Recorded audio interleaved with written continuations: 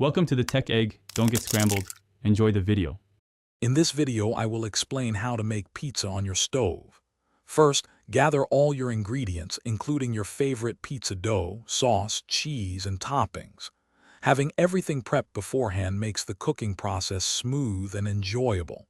You'll need a good quality, heavy-bottomed pan like a cast-iron skillet to achieve that perfect crispy crust. Let's get started. Now let's prepare the dough and pan. Roll out your pizza dough to about 1/4 inch thick, ensuring it fits your skillet. Lightly oil your cast-iron skillet or heavy-bottomed pan, then preheat it over medium heat. It's crucial for the pan to be hot before the dough goes in, as this helps create that desirable crispy bottom crust. This preparation is key for success. Carefully place your rolled-out dough into the hot skillet. Cook it for about 2 to 3 minutes, just until the bottom starts to firm up and get a little color.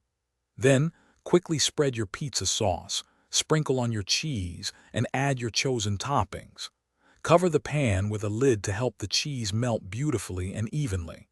Keep an eye on the crust for a golden brown finish.